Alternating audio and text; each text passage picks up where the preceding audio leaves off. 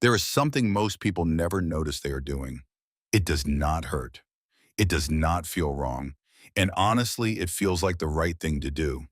But after 60, this one habit, something almost all of us develop quietly without even realizing it, is slowly unraveling the very thing that keeps you independent, the thing that lets you get up from a chair without holding on, the thing that lets you walk on uneven ground without that little jolt of fear, the thing that lets you carry groceries, reach overhead, turn around fast when you hear your name. Your balance, your ability to move freely, your confidence in your own body. And the strange part is this: most doctors never mention it. Most fitness programs ignore it entirely. And the people who are losing it the fastest are often the ones who believe they are being the most careful. So if you are over 60 and you have ever grabbed a railing just a little quicker than you used to, or felt a moment of unsteadiness getting out of the car, or noticed that your stride is just a little shorter than it once was, stay with me. Because what I am about to share with you today could genuinely change things. Here is what most people tell themselves when they start to feel a little less steady. They say, I am getting older. This is just what happens. I need to slow down, be more careful, rest more. And in many ways, that makes complete sense. When something starts to feel risky, the natural response is to pull back, to hold on, to sit down a little more, to let someone else carry the heavy thing. It feels wise. It feels like self-preservation. But here is what no one tells you. The very act of doing less, of avoiding the movements that feel uncertain, of holding on when you might not need to, of sitting for longer stretches, of skipping the walk when the ground is a little uneven, that is exactly what accelerates the loss. It is not age that is taking your balance. Not directly. It is the response to that first feeling of uncertainty that sets the real process in motion. Scientists call it disuse atrophy, but you do not need the term. You just need to understand the idea. When your body stops being asked to balance, to react, to stabilize, it stops investing in those systems. The muscles that catch you when you stumble get weaker. The nerves that tell your brain where your feet are get slower. The inner ear, the eyes, the ankles, all the quiet systems that work together to keep you upright, they all start to dial back. So what is the mistake exactly? It is this: avoiding challenge, not recklessness, not anything dangerous, just the quiet, daily avoidance of any movement that feels even slightly uncertain. Walking only on flat, familiar surfaces, always reaching for the support, never standing on one leg, even for a second, sitting down the moment you feel tired instead of standing just a little longer, skipping the stairs when the elevator is right there. Each one of those choices feels reasonable. And individually, none of them matter much. But over weeks and months and years, these small avoidances stack up into something significant. Your body begins to forget how to react quickly. Your stabilizing muscles shorten and weaken. Your proprioception, the body's ability to know where it is in space, starts to fade. And the nervous system, which is always listening for signals about what it needs to maintain, receives one message over and over again.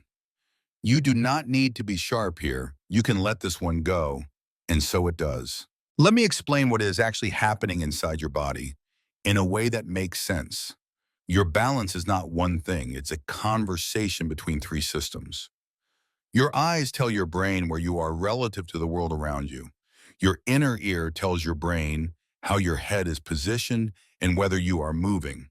And something called proprioception, tiny sensors all through your joints, your muscles, your feet, tells your brain exactly where each part of your body is at any given moment. When all three of those systems are working well, and when the muscles in your core, your hips, your ankles are strong and responsive, you move through the world without thinking about it. Your body makes hundreds of tiny adjustments every second, without any effort from you. Now here's where age comes in. Starting around 60, proprioception begins to slow down. The nerve signals take just a little longer. The reaction time in your stabilizing muscles gets just a fraction slower. The ability to sense uneven ground through the soles of your feet becomes less precise. None of this is dramatic at first, but if you add to that natural process the habit of avoiding challenge, you accelerate it significantly. The systems that already need extra attention begin to receive less of it. The good news, and this is important, is that all three of those systems respond to training at any age. Even in your 70s and 80s, the nerves can sharpen, the muscles can strengthen, the brain can rewire. This is not wishful thinking. There is decades of research behind it. I want to pause here for a moment and talk about what this is really about, because this is not just about balance tests or clinical outcomes. This is about life. It is about the ability to walk to the corner store without planning it like an expedition. It is about getting up in the middle of the night without turning on all the lights. It is about being the one who carries the dish to the table at Thanksgiving, not the one who needs help up from the chair after. It is about staying in your own home on your own terms for as long as possible. It is about being present with the people you love, fully present, not managing anxiety about whether the floor is slippery or the curb is too high. Falls are the #1 cause of injury-related death in adults over 65. But statistics are cold. What is warm, what is real, is the way a fall changes a person's relationship with the world, the way it creates fear, the way that fear then creates more restriction, and the way that restriction then creates more vulnerability. That cycle is what we are talking about breaking today. Not with intensity, not with anything painful, but with intention, with small, consistent acts of physical challenge that tell your body, I still need you to be sharp. I still need you to be here. So what does this look like in practice? What does it actually mean to challenge your balance safely, consistently, without turning your life into a workout? Let me walk you through this carefully. The first thing to understand is that you do not need equipment. You do not need a gym. You need 5 to 10 minutes a day and a willingness to let your body wobble just a little. That wobble, that micro instability is where the training happens. That is the signal your nervous system needs. Start with something simple. Stand near your kitchen counter, close enough to touch it if you need to see him, but not holding on. Shift your weight slowly to one foot. Hold it for 10 seconds. Then shift to the other. That is it. That is a real balance exercise. And it is more powerful than most people realize. As you get more comfortable with that, you can progress. Try it with your eyes closed for a few seconds. Try it on a slightly softer surface like a folded towel or a yoga mat. Try walking heel to toe across a room like you are walking on a tightrope. These small steps teach your body to react, to adjust, to stay upright in changing conditions. The key principle behind all of this is do not always make it easy, not because you want to suffer, but because challenge is the language your nervous system understands. Without it, the systems go quiet. Now, here is something important. The best balance training in the world does nothing if you only do it when you remember. What actually changes things is weaving movement into your day so naturally that it becomes invisible. Here is what that can look like.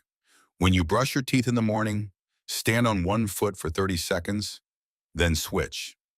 That is 2 minutes of balance work done before you have even had breakfast.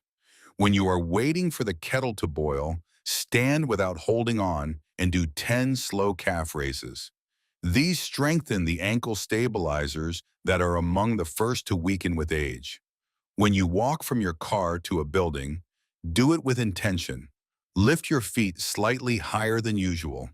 Take slightly longer strides. Look ahead, not down. Your body learns from every single step you take. even the ordinary ones.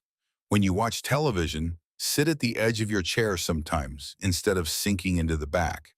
That alone engages your core and your postural muscles in a way that full support does not.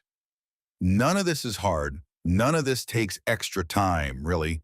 But cumulatively, over days and weeks, these small choices send a consistent message to your nervous system.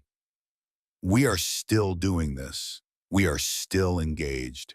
Stay sharp, and your body will respond. Because that is what bodies do when they are asked. You might be wondering, how long will this take?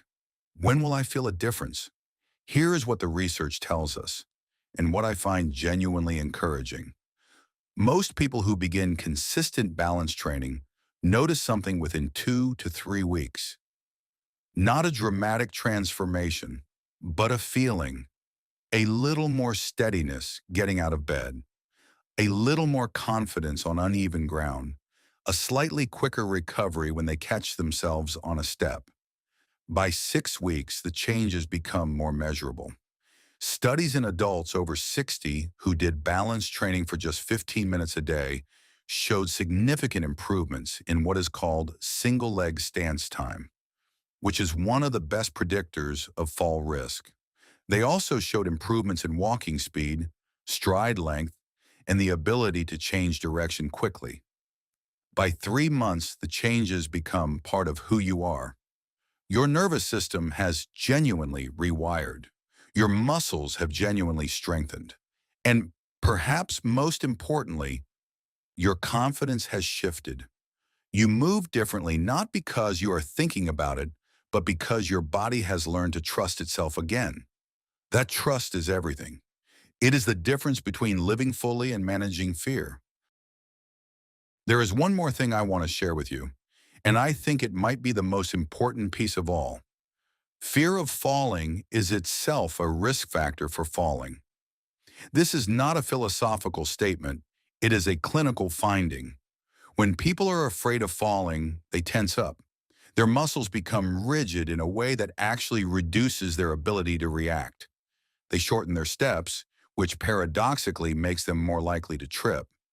They look down instead of ahead, which reduces their spatial awareness. They hold their breath. The body in fear is not the body that moves well. So as you begin this practice, I want to offer you something alongside the exercises. Permission to trust the process. Permission to let your body wobble, because wobbling is how it learns. Permission to feel uncertain for a moment, because that uncertainty is the training itself.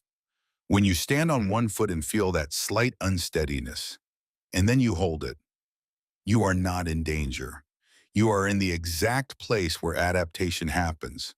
You are teaching your body to find its center again. Every time, approach your body with kindness. It has carried you this far. It has so much more to give. You simply need to keep asking. So here is where we have arrived. The one mistake that is quietly taking balance and mobility after 60 is not dramatic. It is not a disease or a diagnosis. It is simply this: stopping before your body needs you to stop, holding on when you could let go, avoiding the gentle challenge that keeps every vital system sharp. And the answer is just as simple, not easy perhaps, because changing a habit never is, but simple. Stand a little more, hold on a little less, let yourself wobble safely, intentionally, every single day. Brush your teeth on one foot. Walk with your head up and your strides long. Sit at the edge of your chair. Take the stairs when you can. Step onto uneven ground on purpose and feel your body figure it out. You are not too old for this. There is no such thing as too old for this. The research is clear. The body is willing. The only question is whether you will give it the chance. If this reached you today, if something in what I shared felt true and useful, I hope you will take one step. Literally. Stand up right now if you can and find your balance for 30 seconds. That is the beginning. That is everything. And if you want to go deeper, there is a follow-up video I put together that walks you through a simple 7-minute daily routine designed specifically for balance and mobility after 60. It builds on exactly what we talked about today. The link is right here. Thank you for spending this time here. Take care of that body. It is the only home you will ever truly live in.